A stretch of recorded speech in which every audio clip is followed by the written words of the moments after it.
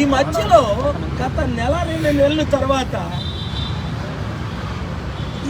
నేను కొన్ని వీడియోలు చూస్తుంటే చంద్రబాబు నాయుడు గారు ఓపెన్గా జగన్మోహన్ రెడ్డి గారికి డిబేట్కి రమ్మని ఛాలెంజ్ చేస్తున్నారు. జగన్మోహన్ రెడ్డి గారు నేను సిద్ధం, ఎక్కడైనా డిబేట్ చేస్తానని ఛాలెంజ్ చేస్తున్నాను. బాబు, మీరు మాకు వద్దు, నేను లేని డిబేటే అది వృధా. మీకు దమ్ముంటే అంబేద్కర్ స్టాచ్యూ దగ్గర లోపల ఏర్పాటు చేద్దాం. మాజీ ముఖ్యమంత్రి చంద్రబాబు నాయుడు గారు, ఇప్పుడున్న ముఖ్యమంత్రి జగన్మోహన్ రెడ్డి గారు నాతో డిబేట్కి రావాలి 1 అవర్. మనందరూ ముఖ్యమంత్రులు, ప్రధానమంత్రులు నడిచిందని మీకు తెలుసు. ఏ సబ్జెక్ట్ మీద డిబేటు అంటే 2 నెలల తర్వాత ఎలక్షన్ వస్తుంది. ఇంతవరకు మీరు ముఖ్యమంత్రులుగా 10 సంవత్సరాలు ఉన్నారు. చంద్రబాబు నాయుడు గారు 5 సంవత్సరాలు, జగన్మోహన్ రెడ్డి గారు 5 సంవత్సరాలు.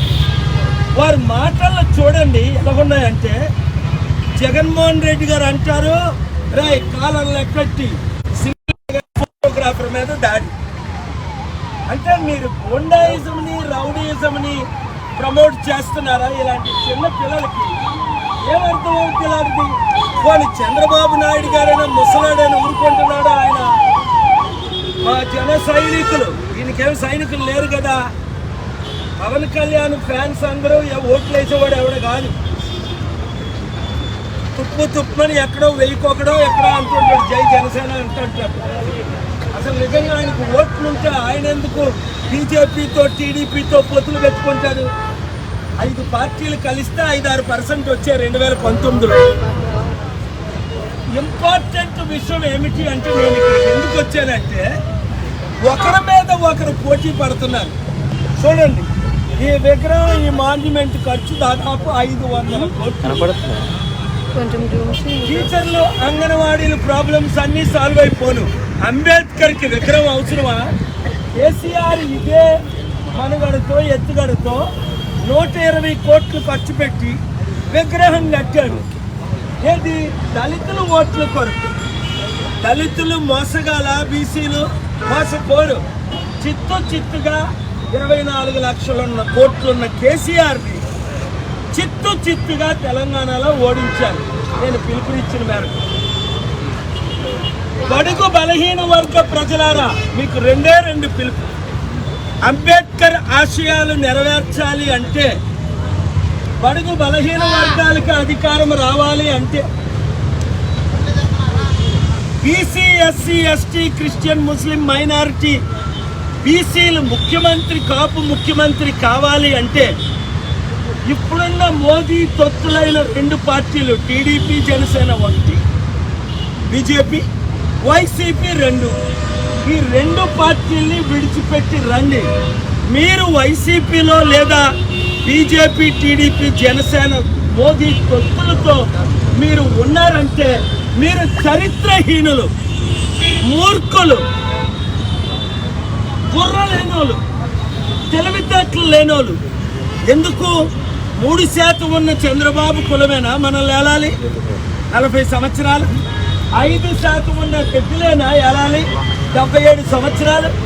అంబేద్కర్ గారి ఆశయాలు ఏంటి? ఎడంకాలతో ఆయన మంత్రి పదవిని ఎందుకు? అరే బాబు, నాకు జెండాలు వద్దురా, దండలు వద్దురా, విగ్రహాలు వద్దురా, రాజ్యాధికారం కావాలరా అని ఆయన నెత్తి నోరు కొట్టుకొని ఆత్మ పోషిస్తుంటే, ఆయన కనీస కాన్స్టిట్యూషన్ రాసిన కాన్స్టిట్యూషన్ చదివారా? ఆర్టికల్ 14 చదివారా? ఆర్టికల్ 19 చదివారా? ఆర్టికల్ 21 చదివారా? ఆర్టికల్ 32 చదివారా? చదివినోడు ఎవడు? బీజేపీ, మోదీ తొత్తులకు ఓటేయరు. చూడండి దాడులు, ఎక్కడ చూసినా దాడులే. రేపు నేను వెళ్తున్నాను హైదరాబాద్.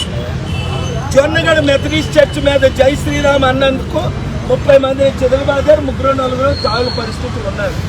చర్చిల్లో తగలబెట్టేస్తున్నారు. జై శ్రీరామ్ అన్న వాళ్ళని జై శ్రీరామ్ అన్నవ్వండి, జై హనుమాన్ అన్నవారిని జై హనుమాన్ అనమనియండి. జై జీసస్ ప్రైజ్ ద లార్డ్ అన్నవారిని జై జీసస్ ప్రైజ్ ద లార్డ్ అన్నమనండి. జై అల్లా ఓ అక్బర్ అన్నవారిని అన్నవండి. అందుకనే ప్రపంచంలో 200 దేశాల్లో 200 కోట్లు ముస్లింలు, హిందువులు, క్రిస్తువులు నా అభిమానులు, నా పాల్గొంటారు. ఎందుకు? నేను ఏ మతాన్ని దూషించను, ఏ కులాన్ని ఎత్తి చూపించను. అంబేద్కర్ ఆశయాలకు విరుద్ధంగా ఇప్పుడున్న 2 పార్టీలు మోదీకి తొత్తులు అయ్యారు కనుక మీరు నిజంగా 10 లక్షల కోట్ల అప్పు తీరాలి అంటే వడ్డీ కట్టలేని పరిస్థితి. ఇప్పుడు జగన్మోహన్ రెడ్డి గారు మళ్ళీ వస్తారు.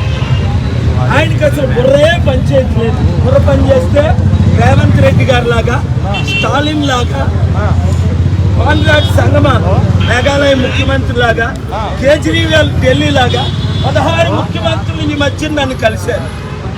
4 సార్లు 5 సార్లు రేవంత్ రెడ్డి గారు కలిశారు ఈ నెల 2 నెలల్లో.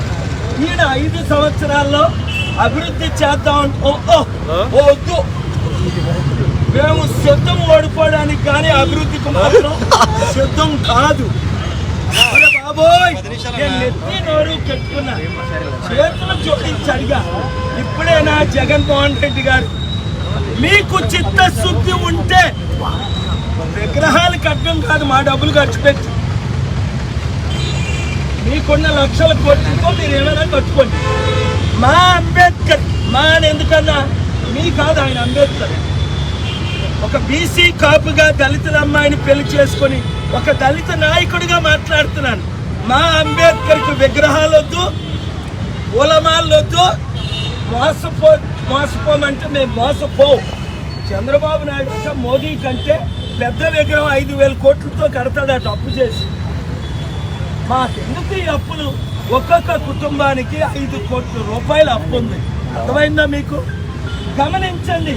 ఇదే విజయవాడ 3 హెలికాప్టర్లో వచ్చిన నేను, ఇదే పీడబ్ల్యూడి గ్రౌండ్స్లో లక్షల మందితో మీటింగ్ పెట్టిన నేను, ఇవాళ నడి రోడ్డు మీద దేవుడు యేసు ప్రభువుగా భూమి మీద ఎలా మీ మధ్య సంచరించడో నేను అందుకు వచ్చాను.